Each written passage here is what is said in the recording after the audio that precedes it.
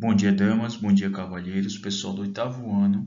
Agora a gente vai estudar um pouco de nacionalismo para compreender algumas questões dessa variante do pensamento lá do século XIX que foi chamada de nacionalismo, ok? Mais uma vez, observamos esse mapa.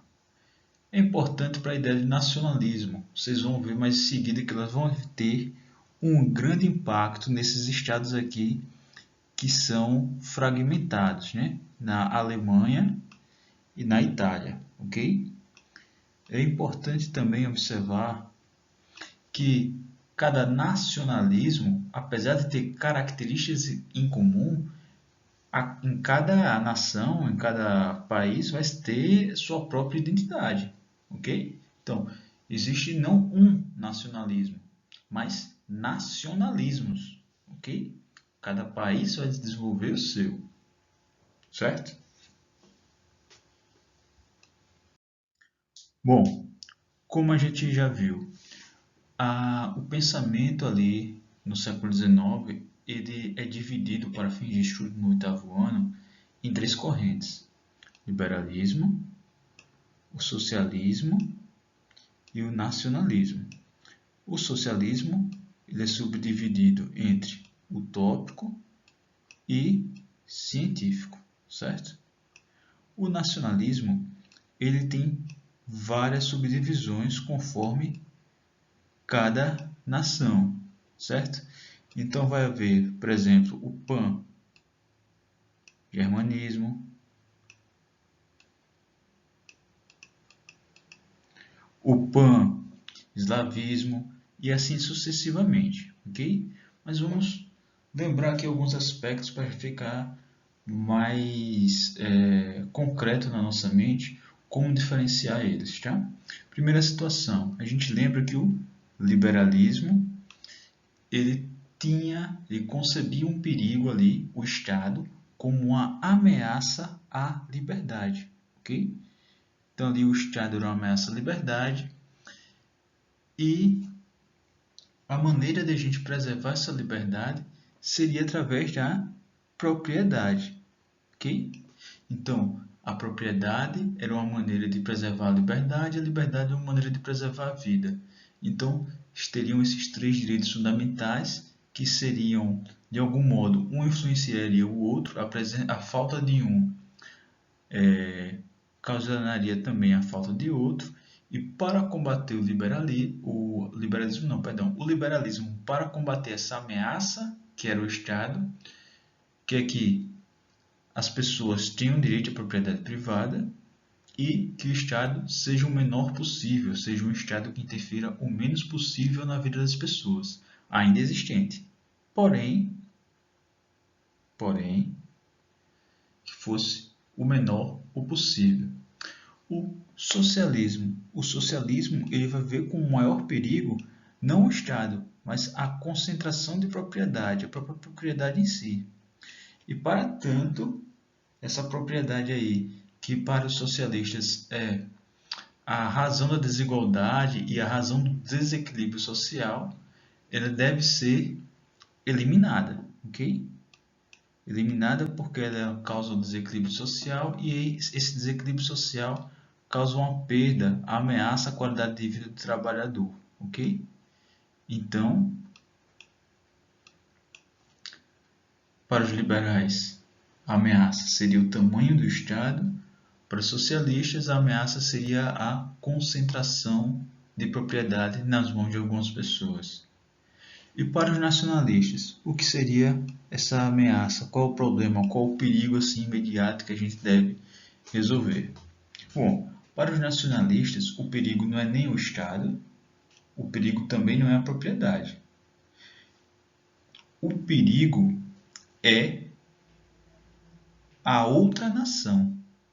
O nacionalismo vai aí se desenvolver a partir de um olhar do processo de colonização. Eles observaram que as nações mais poderosas iam e conquistavam nações mais fracas, né? Então, qual era o maior perigo aí que os nacionalistas observavam? Olha, Se a gente não se fortalecer,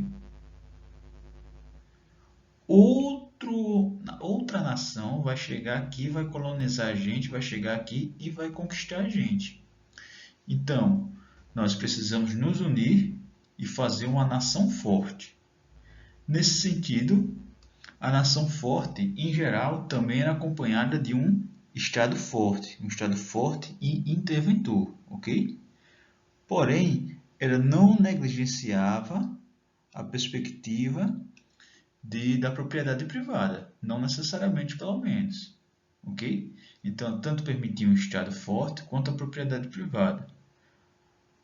À medida disso, se o Estado seria mais interventor ou menos interventor, seria a perspectiva de o que, ao modo de ver daquela época, fosse mais necessário, mais útil para o desenvolvimento, para o acúmulo de poder daquela nação.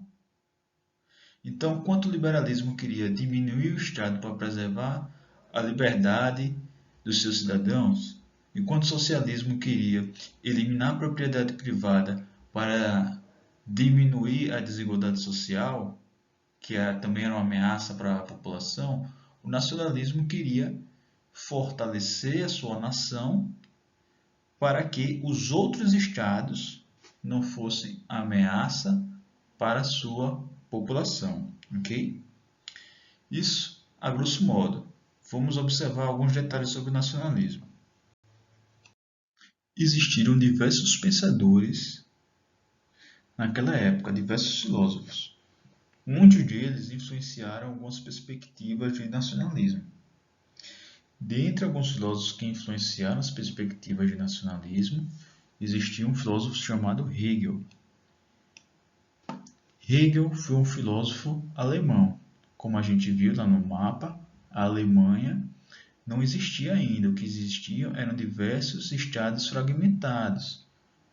O estado da Prússia, o estado da Baviera e assim sucessivamente. Okay? Hegel ele vem com uma ideia muito curiosa. Ele vai conceber a história como uma sequência aí de sucessão de ruínas, de sucessão de estados que vão se alternando. Ele olhava a história do mundo e viu o seguinte: olha, a história do mundo começava lá com uma grande nação, depois essa nação era conquistada por outra nação, e em seguida essa nação que acabou de ser conquistada vivia seu apogeu. Depois de um tempo, uma terceira nação vinha e conquistava esta. E assim sucessivamente. Ok? Essa era a perspectiva de Hegel. Uma nação vinha e sempre conquistava a outra. Uma nação vinha e sempre conquistava a outra. Então, essa sequência de conquistas de uma nação para a outra era a perspectiva da linha histórica de Hegel. Uma outra ideia interessante em Hegel é que Hegel observava que as perspectivas sobre verdade ao longo do tempo mudavam. E essa perspectiva sobre a verdade que mudava não era necessariamente uma falha daquele pensador, daquele filósofo, certo? É que a própria verdade ou a própria referência metafísica ela mudava. Esse espírito ou essa consciência metafísica, essa verdade transcendental, ela muda e ela altera, sendo que cada filósofo ele está preso em um tempo. E nesse tempo ele vai contemplar aquela verdade daquele tempo. Sendo assim, tanto as próprias nações, os próprios impérios, eles vão mudando, quanto a própria noção de verdade vai mudando também. Então, essa é a perspectiva da história de Hegel, essas mudanças. Hegel também observava uma curiosidade, de uma maneira curiosa. Para ele, ele via que a história das nações que iriam sendo hegemônicas, elas iam do Oriente para o Ocidente. Então, ela via que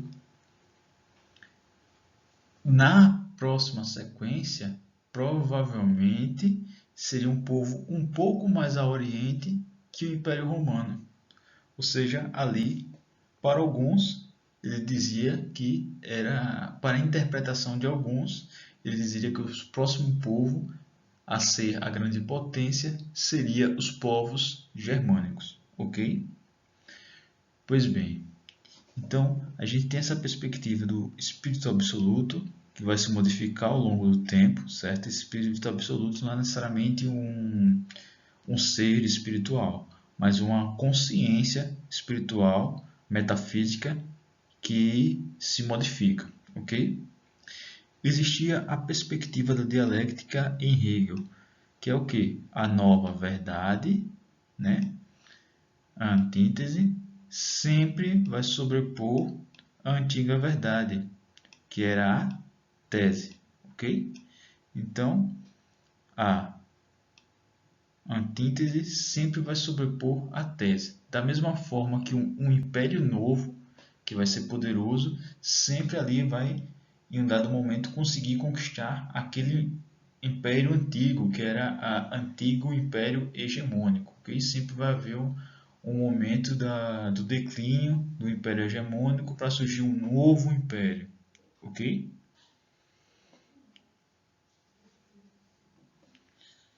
Então, sempre vai surgir aí essa perspectiva de uma nova nação que corresponde ao novo espírito do tempo, ok? Da mesma forma que vai existir uma nova perspectiva de compreensão da verdade. Uma outra perspectiva interessante em Hegel é que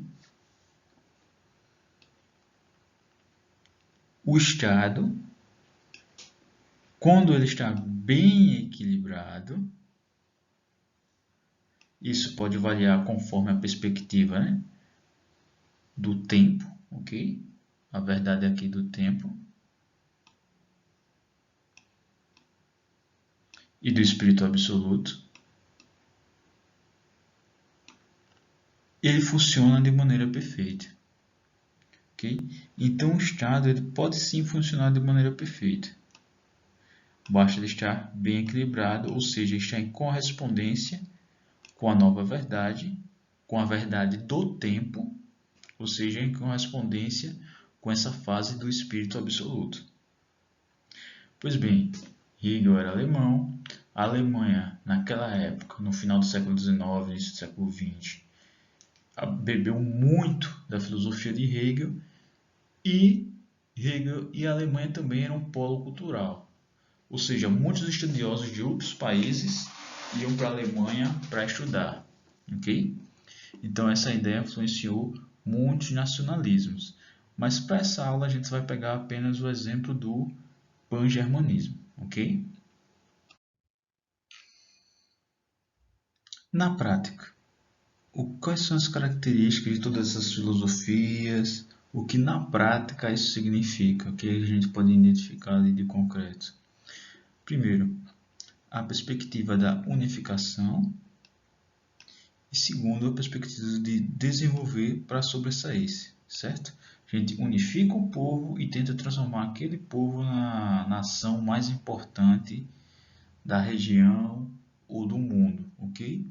E que povo? É uma língua, ou seja, uma perspectiva cultural, uma cosmovisão,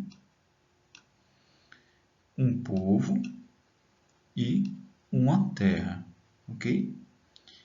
Então, o nacionalismo tenta unir aquele povo que originalmente tem aquela cultura e colocar um território para esse povo. E a partir daí, formar uma nação.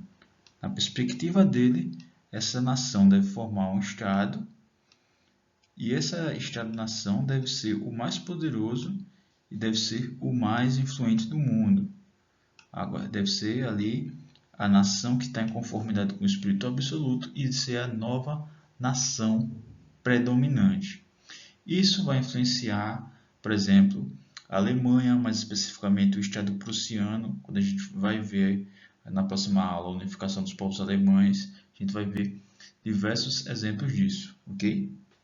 Diversos conflitos foram influenciados por embates dessas formas de ver o mundo, dessas correntes de pensamento político, ok? Existiram outros pensamentos políticos que existiram, mas esses, para fim de estudos do oitavo ano, são os principais. Exemplo de nacionalismo, certo? E esse aqui ele vai influenciar, inclusive, não só os conflitos do século XIX, certo? Mas vai influenciar a Primeira e a Segunda Guerra Mundial também, ok? Exemplo de nacionalismo, o pan-germanismo. Um povo, uma língua e uma terra. Que terra, que povo, que língua? A Alemanha, os alemães, para os alemães, certo? Ou seja, queria influenciar ali os povos germânicos, os povos que falavam a língua alemã, ok? Unificar esses povos germânicos. A partir dessa unificação da Alemanha, ou seja, a gente viu que a Alemanha ela era fragmentada em diversos principados, né? Então vai haver um processo de unificação da Alemanha a partir desse pensamento aí do pan-germanismo e a partir dessa união da Alemanha vai ter-se também a partir desse pensamento que esse povo recém-unido deve se fortalecer cada vez mais para ser mais forte que as outras nações e ser a nação ali que influencia o mundo, ok? Dentro dessa perspectiva também do nacionalismo, às vezes tinha aquela perspectiva que bebia-se em Hegel, onde aquela nova potência, aquela nova nação deveria ser a nova nação que deveria mandar no mundo, deveria influenciar o mundo, deveria ser a nova potência, ok? Então, a gente vai estudar isso nas próximas aulas, o pan-germanismo e também diversos outros conflitos que houveram influenciados por essas correntes políticas no século XIX. Ok, pessoal? Até a próxima aula.